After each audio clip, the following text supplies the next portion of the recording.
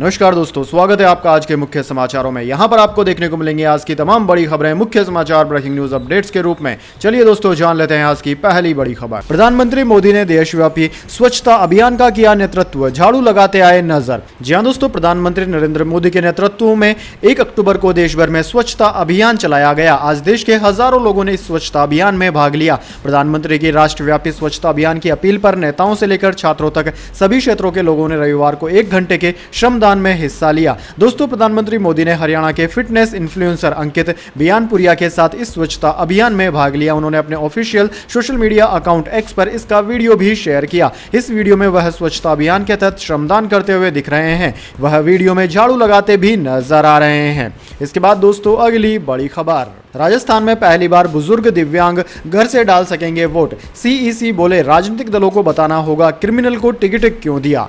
जी हां दोस्तों, राजस्थान में विधानसभा चुनाव की तैयारियां शुरू हो गई है। इस चुनाव में चुनाव आयोग राजस्थान में पहली बार सीनियर सिटीजन वोटर्स को घर से वोट डालने की सुविधा भी देगा। इसके साथ ही राजनीति में अपराधियों के प्रवेश को रोकने के लिए एक नया कदम उठाया गया है। इसके तहत राजनीतिक दलों को अखबार में स्पष्टीकरण देना होगा कि उन्होंने क्रिमिनल बैकग्राउंड वाले व्यक्ति को टिकट क्यों दिया। दोस्तों, आपकी जानकारी के लिए बता दें, मुख्य निर्वाचन आयुक्त राजीव कुमार ने रविवार को प्रेस कॉन्फ्रेंस में कहा कि चुनाव आयोग के मुताबिक राजस्थान में 80 साल से ऊपर के 11.8 लाख मतदाता हैं। वहीं 100 साल से ऊपर के करीब 18,462 मतदाता हैं। इन्हें और 40% से ज्यादा विकलांगता वालों को वोट फ्रॉम होम की सुविधा दी जाएगी। चुनाव का नोटिफिकेशन जारी होने के बाद 5 दिन के अंदर अंदर वोट फॉर होम की सुविधा पाने वाले मतदाताओं को फॉर्म भरना होगा। इसके बाद दोस्तों, अगली बड़ी खबर। रामलीला मैदान में पुरानी पेंशन बहाली के लिए प्रदर्शन, देश भर से जुटे शिक्षक कर्मचारी। जी हां दोस्तों, राजधानी दिल्ली में स्थित रामलीला ग्राउंड से रविवार को एक बार फिर पुरानी पेंशन स्कीम बहाली के लिए आवाज गूंजी। दिल्ली की सड़कों पर NMOPS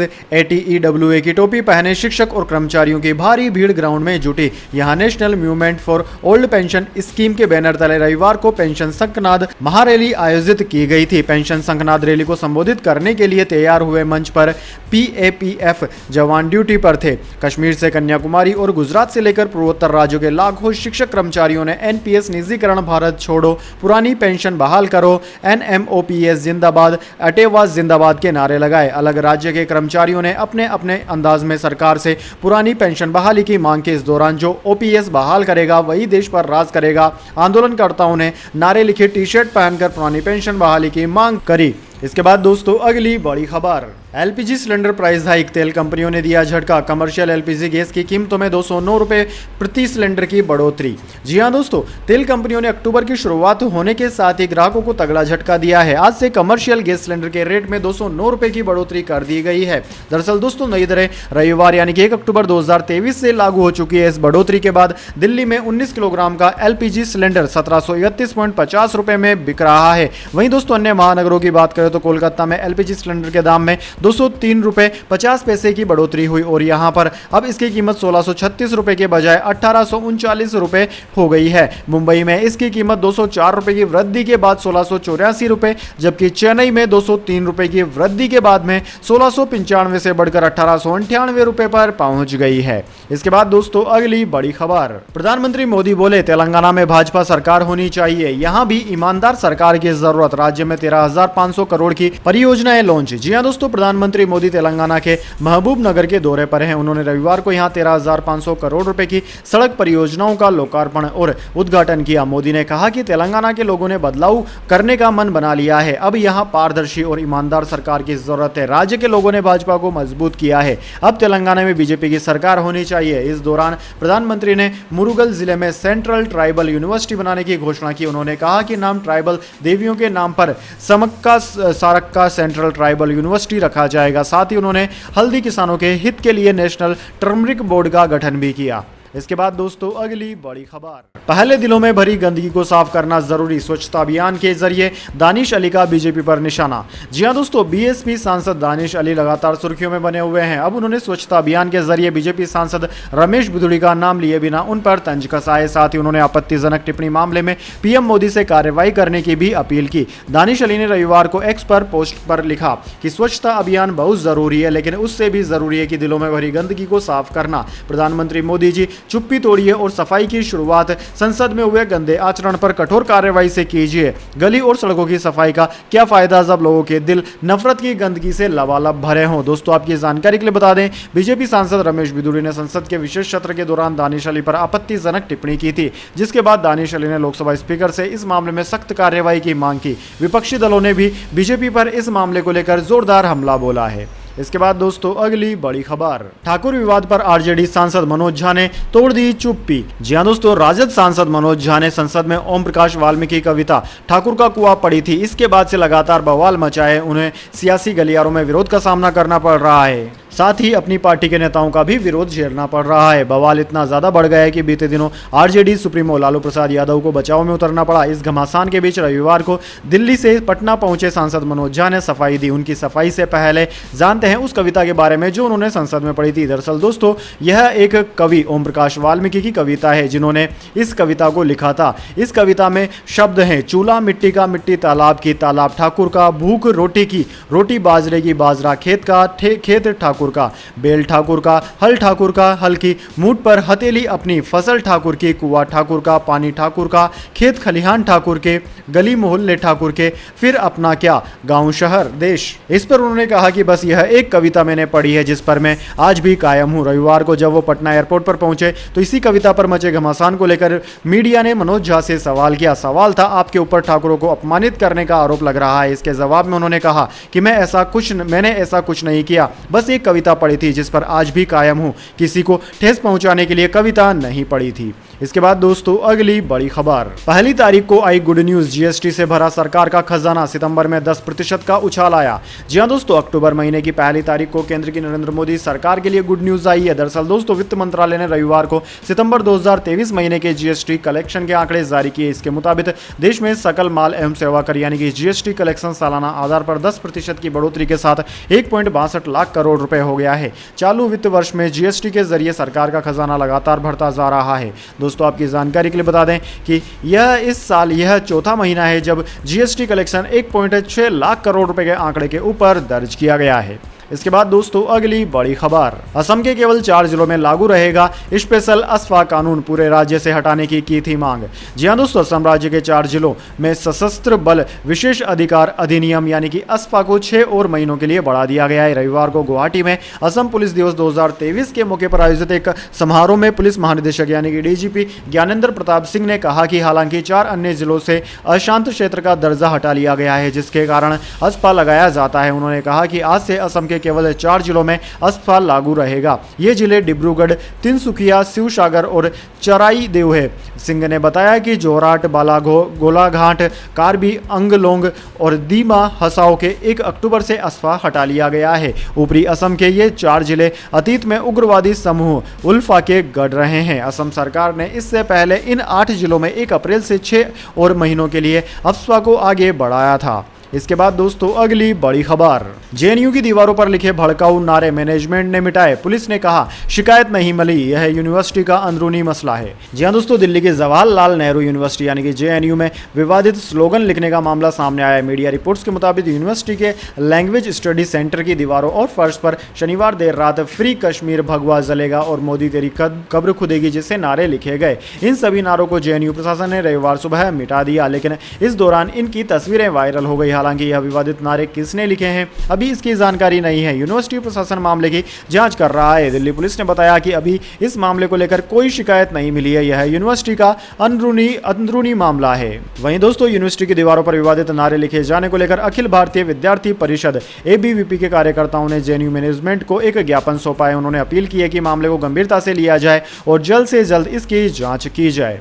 इसके बाद दोस्तों अगली बड़ी खबर, भारत अमेरिकी संबंध चंद्रयान की तरह, जयशंकर बोले चांद और उससे आगे तक जाएंगे रिश्ते। जी हां दोस्तों, विदेश मंत्री एस जयशंकर ने भारतीय दूतावास द्वारा आयोजित सेलिब्रेटिंग कलर्स ऑफ फ्रीडम कार्यक्रम के दौरान कहा कि भारत अमेरिका संबंध अभूतपूर्व स्तर पर पहुंच गए हैं। उन्होंने प्रधानमंत्री मोदी के बयान को दोहराते हुए कहा कि इस साझेदारी को और भी आगे बढ़ाने के लिए सरकार की प्रतिबद्धता है। उन्होंने संबंधों की तुलना चंद्रयान मिशन से करते हुए कहा कि द्विपक्षीय संबंध नई ऊंचाइयों पर पहुंचेंगे। जयशंकर इंडिया हाउस में भारतीय अमेरिकियों की एक सभा को संबोधित कर रहे थे। जयशंकर ने दोनों देशों के बीच रिश्तों के बारे में जानकारी दी और इसे उनके संबंध की एक विशिष्ट विशेषता बताया। उन्होंने इस रिश्ते को मजबूत करने में भारतीय प्रवासियों द्वारा निभाई गई अमूल्य भूमिका की सराहना की। उन्होंने कहा कि आज एक स्पष्ट संदेश है कि हमारा रिश्ता अब तक के उच्चतम स्तर पर है, लेकिन जैसा कि वे अमेरिका में कहते हैं, आपने अभी तक कुछ भी नहीं देखा है, इसलिए हम इस रिश्ते को एक अलग स्तर पर, एक अलग जगह पर ले जाने जा रहे हैं।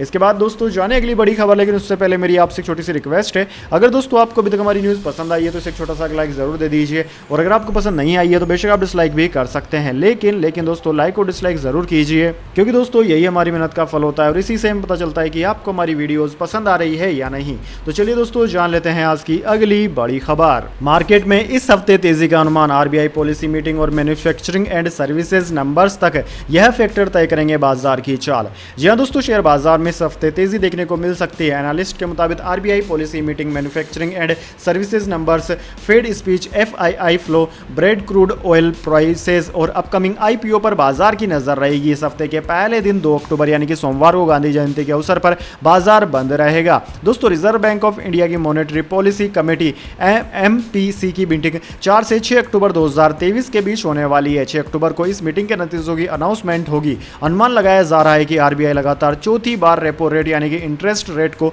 जस के तस रख सकती है, जिसके पीछे की वजह रिटेल महंगाई का होना है। रेपो रेट को तय करने में रिटेल महंगाई एक प्रमुख फैक्टर होता है। इसके बाद दोस्तों अगली बड़ी खबर, एप्पल ने माना आईफोन 15 प्रो सीरीज में हीटिंग इशू, इंस्टाग्राम, उबर जैसे ऐप और iOS 17 के बग से आ रही दिक्कत, अपडेट रोल आउट करेगी कंपनी।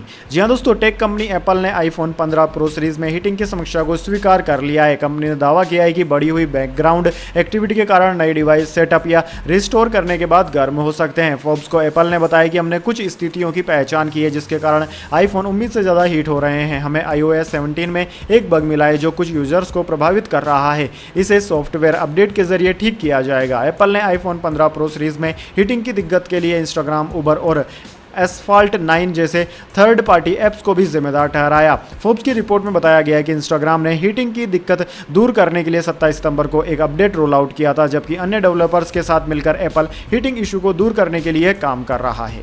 इसके बाद दोस्तों अगली बड़ी खबर, अयोध्या की तरह यूपी के इस तीर्थ स्थल का भी होगा विकास, सीएम योगी ने बताई सरकार की योजना। जी हां दोस्तों, उत्तर प्रदेश के मुख्यमंत्री योगी आदित्यनाथ ने रविवार को कहा कि अयोध्या की तर्ज पर नैमिषारण्य का विकास सरकार की प्राथमिकता है और नैमिष तीर्थ के विकास के लिए धन की कोई कमी नहीं है। राज्य सरकार के एक प्रवक्ता ने यहां बताया कि नैमिषारण्य के एक दिवसीय दौरे पर आए आदित्यनाथ ने भी अपनी यात्रा के दौरान दर्शन किए, पूजा की और अनुष्ठान के अनुसार हवन किया। मुख्यमंत्री ने कहा कि आज पूरा देश नैमिषारण्य आना चाहता है। अयोध्या में राम मंदिर बनने के बाद श्रद्धालुओं की संख्या और बढ़ेगी, इसलिए हमें अनुकूल माहौल बनाना होगा जो स्वच्छता रखने से ही संभव है। इसके साथ ही हमें यह भी सुनिश्चित करना होगा कि यहाँ आने वाले आगंतुकों और पर्यटकों के साथ अच्छा व्यवहार हो।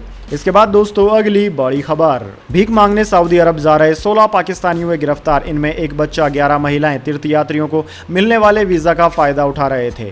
जी हां दोस्तों, पाकिस्तान से सऊदी अरब भीख मांगने जा रहे 16 लोगों को गिरफ्तार कर लिया गया। इनमें एक बच्चा और 11 महिलाएं हैं। ये सभी तीर्थयात्रियों को मिलने वाले वीजा यानी कि उम्रा वीजा का फायदा उठा रहे थे। फेडरल इन्वेस्टिगेशन एजेंसी FIA ने इन लोगों को पंजाब प्रांत के मुल्तान शहर के एयरपोर्ट से गिरफ्तार किया। पूछताछ के दौरान इन लोगों ने बताया कि भीख में मिलने वाली रकम का 50% हिस्सा ट्रैवल एजेंट्स ले लेते हैं। पाकिस्तानी मीडिया डॉन की रिपोर्ट के मुताबिक दुनिया भर में गिरफ्तार होने वाले भिखारियों में से 90% लोग पाकिस्तानी मूल के होते हैं। दरअसल दोस्तों, प्रवासी पाकिस्तानियों पर सीनेट की स्टैंडिंग कमेटी को 27 सितंबर को बताया गया कि पाकिस्तान से बड़ी संख्या में भिखारी विदेश जा रहे हैं। इससे मानव तस्करी को बढ़ावा मिल रहा है। Overseas ministry secretary Zulfikar Haider ने कमेटी को बताया कि कई भिखारियों ने सऊदी अरब, ईरान और इराक जाने के लिए तीर्थ यात्रियों को मिलने वाला वीजे का फायदा उठाया है।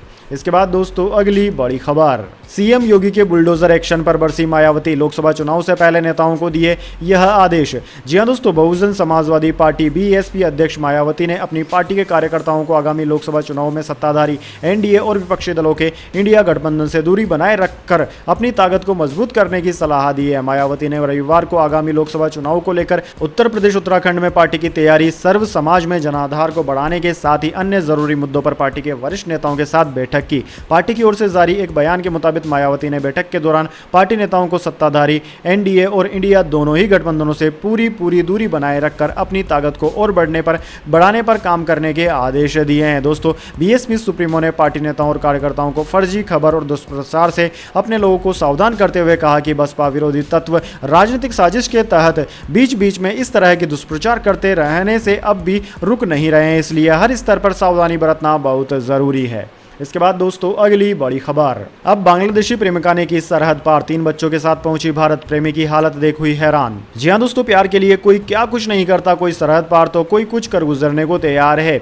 यह दोस्तों इसलिए क्योंकि सीमा सचिन जैसा मामला उत्तर प्रदेश के श्रावस्ती में भी देखने को मिला है। यहाँ पर बांग्लादेशी प्रेमिका अपने 3 बच्चों को लेकर भारत नेपाल की सीमा से सटे गाँव भरथा रोशनगढ़ पहुंच गई, लेकिन प्रेमी के शादीशुदा होने का पता चलने के बाद वह अपने वतन लौट गई। पुलिस सूत्रों के अनुसार दिलरुबा पर्यटन वीजा पर 26 तारीख को बेटी संजीता, पुत्र मोहम्मद शाकिब और मोहम्मद रकीब के साथ लखनऊ पहुंची। सूत्रों के अनुसार वहीं करीम भी उसी दिन बहरीन से लखनऊ पहुंच गया। उन्होंने बताया कि ये सभी लखनऊ से बहराइच गए और वहां 2 दिन किसी होटल में रुकने के बाद सभी श्रावस्ती स्थित करीम के घर पहुंचे। मलीपुर थाने के प्रभारी निरीक्षक धर्मेंद्र कुमार ने रविवार को बताया कि बांग्लादेशी महिला साधारण पर्यटन वीजा पर यहां आई थी। उन्होंने बताया कि वीजा की अवधि अभी शेष थी और पूछताछ में कोई आपराधिक मामला सामने नहीं आया, इसलिए उसे और उसके बच्चों को वापस भेज दिया गया। उन्होंने कहा कि महिला किसी ट्रैवल एजेंट के जरिए बांग्लादेश की टिकट कराने की बात कहकर यहां से लखनऊ के लिए शनिवार को रवाना हुई थी। उम्मीद है कि शनिवार को ही वह बांग्लादेश पहुंच चुकी होगी। इसके बाद दोस्तों अगली बड़ी खबर। एशियाड में भारत के 52 मेडल, 8वें दिन 4 गोल्ड मेडल जीते। साबले ने 300 मीटर स्टेपल चेज में रिकॉर्ड बनाया। तजिंदर शॉटपुट में नंबर 1। जी हां दोस्तों, भारत ने 19वें एशियन गेम्स में 13वां गोल्ड मेडल जीत लिया। चीन के झांगझोउ में तजिंदर पाल सिंह तूर ने शॉटपुट में इन गेम्स का गोल्ड मेडल हासिल किया। वे आखिरी प्रयास में नंबर 1 पोजीशन पर आए। इससे पहले युवा एथलीट अविनाश साबले ने 3000 मीटर स्टेपल चेज इवेंट में गेम्स रिकॉर्ड के साथ गोल्ड मेडल जीता। उन्होंने ईरान के हुसैनी 8 मिनट 22 सेकंड का रिकॉर्ड तोड़ा। इसके बाद विमेंस डिस्क थ्रो इवेंट में सीमा पूनिया ने ब्रॉन्ज, मेंस लॉन्ग जंप में मुरलीधर श्रीशंकर ने सिल्वर, विमेंस 1500 मीटर इवेंट में हरमिलन बेस ने सिल्वर, मेंस 1500 मीटर में अजय कुमार ने सिल्वर और जिनसन जॉनसन ने ब्रॉन्ज हासिल किया। बॉक्सिंग में निकत जरीर ने विमेंस 50 केजी में ब्रॉन्ज मेडल जीता। इसके बाद दोस्तों अगली बड़ी खबर। शार्क टैंक इंडिया के नए जज बने ओयो के फाउंडर। सीजन 3 में अमन, अनुपम, विनीता और पीयूष के साथ नजर आएंगे रितेश अग्रवाल। जी हां दोस्तों, हॉस्पिटैलिटी चेन ओयो के फाउंडर और CEO Ritesh Agarwal reality television show Shark Tank India के अपकमिंग सीजन में नए जज के रूप में नजर आएंगे। शो के सीजन 3 में नया जज बनने की जानकारी रितेश अग्रवाल ने खुद सोशल मीडिया प्लेटफॉर्म एक्स पर पोस्ट की। रितेश अग्रवाल ने पोस्ट में लिखा कि जब मैंने अपनी एंटरप्रेन्योर जर्नी शुरू की थी तब रिसोर्सेज मिलना मुश्किल था। हालांकि इकोसिस्टम यानी कि मेंटर्स, वीसीज और अन्य फाउंडर्स बहुत उदार और दयालु थे। उन्होंने मेरी काफ़ी मदद की जिससे मेरी जर्नी आसान हो गई। रितेश ने कहा कि मैंने कई स्टार्टअप्स को सपोर्ट किया है, कई एंटरप्रेन्योर्स को गाइडेंस दिया है, पूरे भारत में स्मॉल बिजनेस की सहायता की है और अब जब भी संभव हुआ मैंने उस कम्युनिटी के लिए पूरे दिल से कंट्रीब्यूट किया जो मेरे शुरुआती दिनों में साथ खड़ी थी। शार्क टैंक इंडिया ने एंटरप्रेन्योरशिप को हाउस होल्ड कन्वर्सेशन बना दिया है। मैं सीजन 3 का एक छोटा सा हिस्सा बनने और भारत के हर कोने से उभर रहे ज़्यादा से ज़्यादा एंटरप्रेन्योर्स का सपोर्ट करने के लिए उत्साहित हूँ। इसके बाद दोस्तों अगली बड़ी खबर।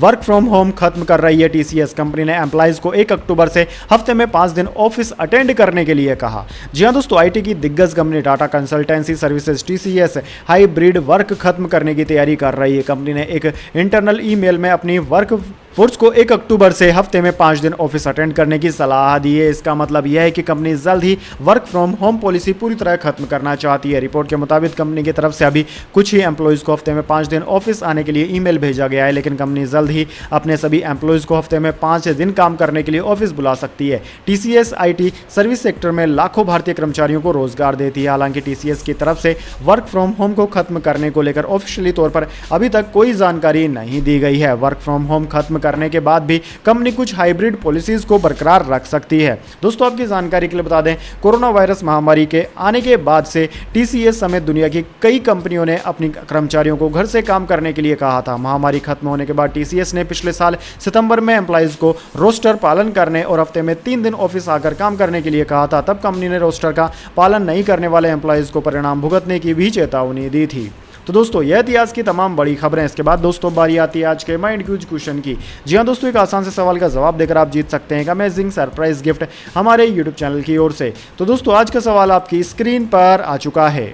महाराणा प्रताप के घोड़े का नाम क्या था? जी हाँ दोस्तों, अगर आप जानते हैं महायोद्धा महाराणा प्रताप के घोड़े का नाम क्या था तो जल्दी से कमेंट बॉक्स में उनके घोड़े का नाम लिख दीजिए। अगर दोस्तों आपका जवाब होता है एकदम सही और आप चुन जाते हैं लकी विजेता के रूप में, तो आपको मिल सकता है एक अमेजिंग सरप्राइज गिफ्ट हमारे यूट्यूब चैनल की ओर से। तो दोस्तों जल्दी से अपना उत्तर कमेंट बॉक्स में लिख दीजिए, वीडियो को लाइक कर लीजिए और चैनल को सब्सक्राइब करके बेल आइकन भी दबा लीजिए। धन्यवाद। वंदे मातरम। जय हिंद, जय भारत।